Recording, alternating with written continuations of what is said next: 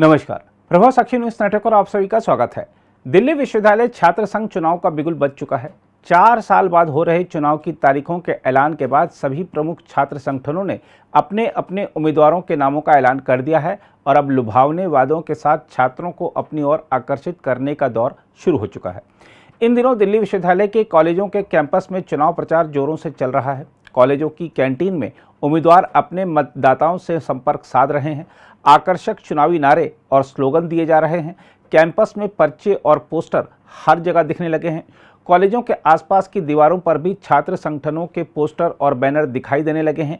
BJP और कांग्रेस ने अपने अपने छात्र संगठनों के उम्मीदवारों को जिताने के लिए कमर कस ली है और छात्र संघ के पूर्व विजेताओं को अलग अलग जिम्मेदारियां सौंपी जा रही हैं ताकि वह अपने क्षेत्र में रहने वाले कॉलेज विद्यार्थियों से संपर्क करें।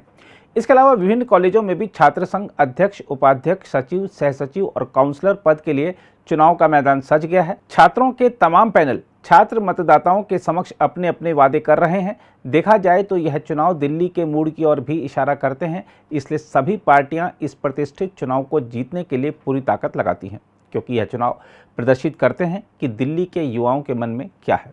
जहां तक उम्मीदवारों की बात है तो आपको बता दें कि अखिल भारतीय विद्यार्थी परिषद यानी एबीवीपी और कांग्रेस की छात्र इकाई national students union of India यानी एनएसयूआई ने 22 सितंबर को होने वाले दिल्ली विश्वविद्यालय छात्र संघ यानी डूसू चुनाव के लिए अपने उम्मीदवारों की घोषणा कर दी है।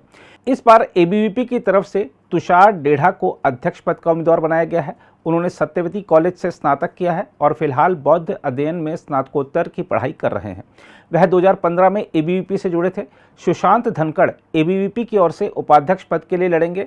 हरियाणा से आने वाले सुशांत धनखड़ राज्य स्तरीय शूटिंग चैंपियन भी हैं। एबीवीपी की ओर से सचिव पद के लिए चुनाव लड़ रही अपराजिता उत्तर प्रदेश के जौनपुर की रहने वाली हैं। सुशांत धनखड़ और अपराजिता भी बौद्ध अध्ययन में स्नातकोत्तर की पढ़ाई कर रहे हैं। एबीवीपी ने सचिन बैसला को संयुक्त सचिव पद के लिए अपना उम्मीदवार बनाया है।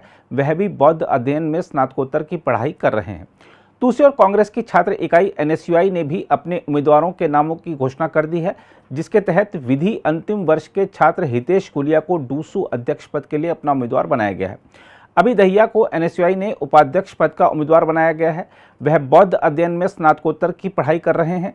एनएसयूआई की तरफ से 24 वर्षीय यक्षणा शर्मा सचिव पद के लिए उम्मीदवार होंगी। वह कैंपस लॉ सेंटर में विधि अंतिम वर्ष की पढ़ाई कर रही हैं। शुभम कुमार चौधरी एनएसयूआई के संयुक्त सचिव पद के उम्मीदवार होंगे। वह भी बौद्ध अध्ययन में स्नातकोत्तर की पढ़ाई कर रहे हैं।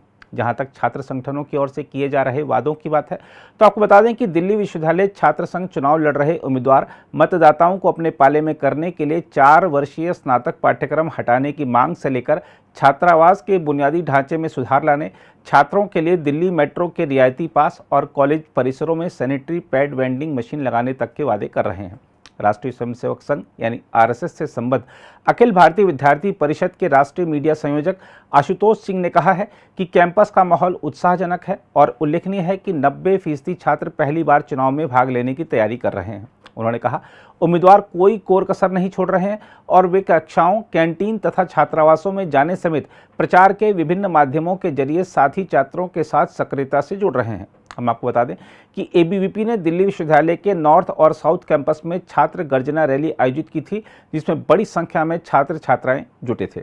एबीवीपी ने एक बयान में कहा कि इस रैली का मकसद छात्रों के लिए दिल्ली मेट्रो के रियायती पास, प्रत्येक कॉलेज परिसर में सैनिटरी पैड वेंडिंग मशीन लगाना, खेल सुविधाओं और नए छात्रावास में सुधार लाना और कैंपस के संपूर्ण बुनियादी ढांचे में सुधार लाने जैसे अहम मुद्दों पर बातचीत करना था। दूसरी ओर कांग्रेस की छात्र इकाई national students union of India के राष्ट्रीय सचिव और मीडिया और संचार प्रभारी लोकेश चुग ने कहा है कि संगठन भी सक्रियता से प्रचार कर रहा है।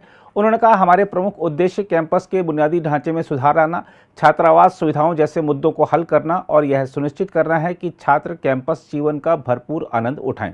एनएसयूआई के एक वरिष्ठ सदस्य ने कहा कि वह 2 चुनाव घोषणा पत्र जारी करेंगे, जिसमें से एक महिला केंद्रित होगा। उधर वाम दलों से संबद्ध ऑल इंडिया स्टूडेंट्स एसोसिएशन यानी आइसा ने कहा है कि यह चुनाव 4 वर्षीय स्नातक पाठ्यक्रम पर जनमत संग्रह है। हम आपको बता दें कि छात्र संघ चुनाव 4 साल के अंतराल के बाद 22 सितंबर को आयोजित किए जा रहे हैं। पिछली बार चुनाव 2019 में हुआ था, उसके बाद से कोविड प्रतिबंधों के चलते यह चुनाव नहीं हो पाया था। डूसू के 2019 में हुए चुनाव में एबीवीपी ने 4 में से 3 सीटें जीती थीं। अगर आप भी लेना चाहते हैं देश दुनिया की तमाम जानकारी तो आज ही सब्सक्राइब करें हमारे चैनल को। साथ ही नीचे दिए बेल आइकन को जरूर दबाएं ताकि हर अपडेट आप तक पहुंच सके।